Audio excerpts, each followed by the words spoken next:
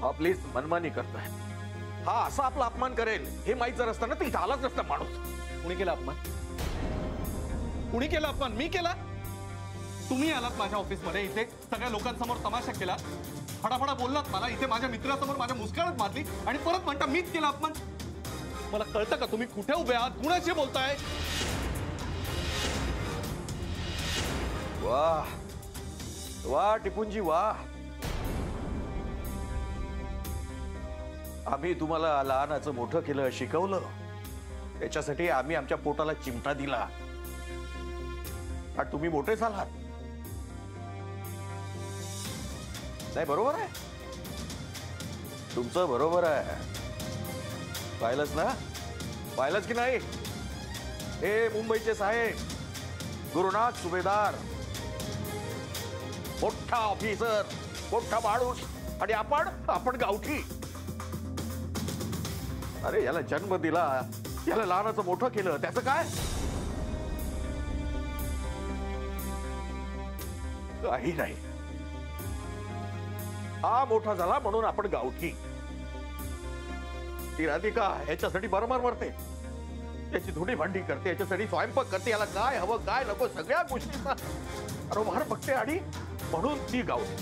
आणि हा मोठा माणूस, मोठा साहेब. नमस्कार करतो साहेब, नमस्कार. काही चुकभूल झाली असेल तर माफ करा आम्हाला. असं काऊन करून राहिला तुम्ही? नाही तर कान पकडून उड्यापेक्षा घालू का? नाही ना असं बोलू. ऐका माझं. पाप केलं माणसानं म्हणून हे असं पोट जन्माला आलं. नाही नाही नाही असं नाही बोलू. गुरुनाथ, अरे तू तरी ऐक.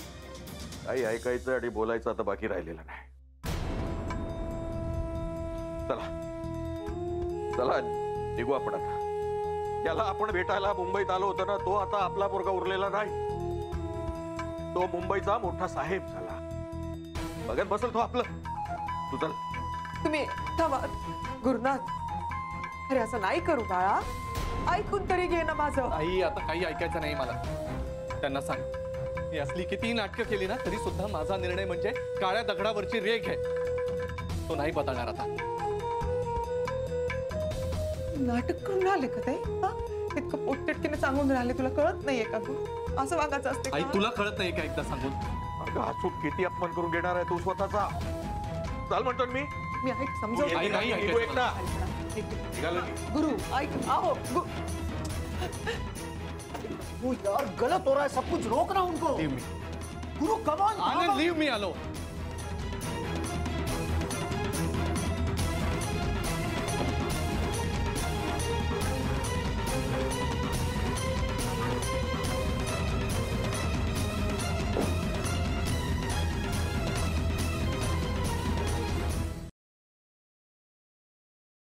भाऊ, थोडं विचारायचं होतं, विचारू का?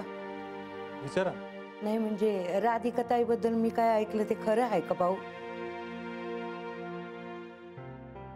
दुर्दैवाने ते खरं आहे. बघा बर, इतकी चांगली बाई पण तिच्या नवऱ्याला तिचा काही संसार रुचला नाही बघा. गुरुनाथ साहेब लई कावकाव करायचे त्यांच्यावर, लई चिडचिड करायचे. मला वाटलंच होतं एक ना एक दिवस हे असं काहीतरी होणार आहे म्हणून. कसं आहे बकुळा मावशी, सगळ्याच गोष्टी आपल्याला हव्या तशा घडत नाही. प्रत्येक माणसाला जर चांगलं वाईट कळायला लागलं तर जगात काही प्रॉब्लेमच राहिले नसते. खरं आहे हो साहेब, पण माझ्या ताईबद्दल हे असं काय ऐकलं ना, मला रुचत नाही बघ. तुम्ही लोक काही करत का नाही हो त्यांच्यासाठी?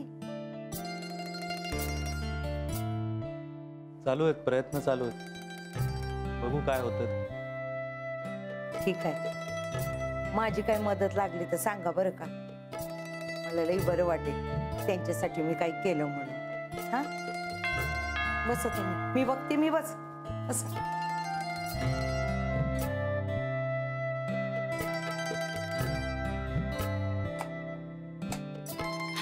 या या, हायती साहेब, हायती या. हा साहेब येते मी.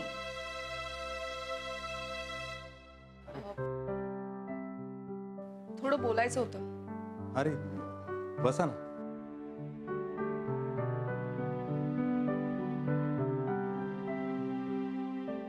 बसा ना तुम्ही.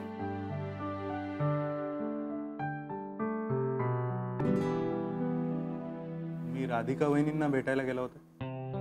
हो, गेले होते. भेटून आले तिला. कशा आहेत त्या? बरी आहे. खचली आहे ती. आता एवढा धक्का बसल्यावर आणखीन काय होणार आहे तिचं? मी तिला सरळ सांगितलं की गुरुनाथला डिवोर्स दे आणि मजबूत ॲल्युमिनी घे. काय? हो, त्याच्याशिवाय त्याला कसं कळणार की बायकोला घरातून बाहेर काढल्याचे परिणाम काय असतात ते? तो रस्त्यावर आला ना की मग त्याला या सगळ्या गोष्टींची जाणीव होईल.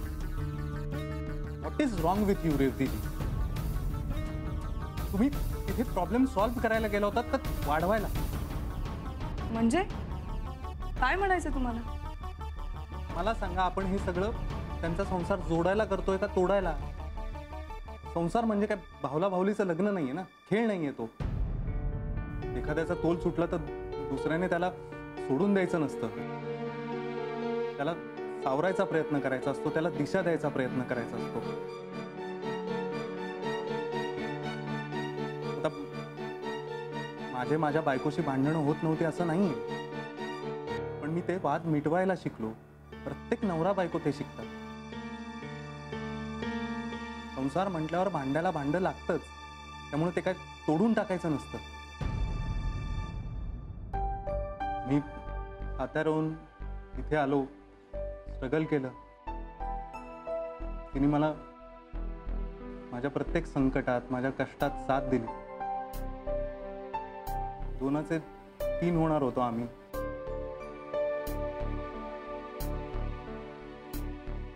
आई व्हायचं स्वप्न होतं तिचं, पण त्या स्वप्नानेच बळी घेतला तिचा. प्रेग्नन्सीमध्ये कॉम्प्लिकेशन्स आली आणि ती मला या संसाराला सोडून गेली अर्ध्यात. बाळही गेलं.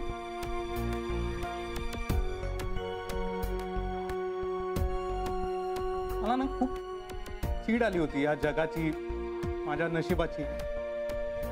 म्हणून ना मग मी स्वतःला सतत कामात बुडवून घेतलं आणि त्यातूनही वेळ मिळाला ना की दारूत बुडवून टाकलं.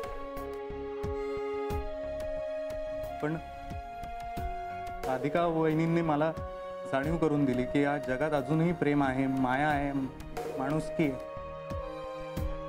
काय विश्वास होता त्या बाईचा तिच्या नवऱ्यावर, संसारावर, प्रेमावर. तो पाहून ना मला जगण्याची नवी उमेद जागी झाली माझ्यामध्ये. रेवतीजी, आपण तो विश्वास तुटू द्यायचा नाहीये. आणि मला नाही वाटत इतक्या लवकर राधिका वहिनी त्या तुटू देतील. शिवाय त्यांना एक मुलगा आहे, अथर्व. त्याचा भविष्याचाही विचार करायला हवा ना.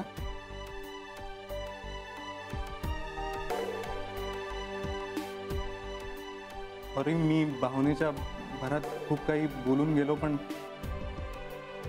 मला राहवलं नाही.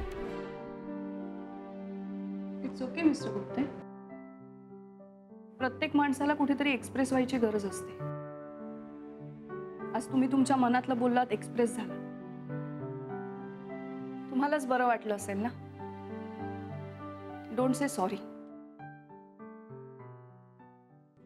बहिणीची जी अवस्था आहे ना, त्याला कारणीभूत आमचं पुट्ट आहे.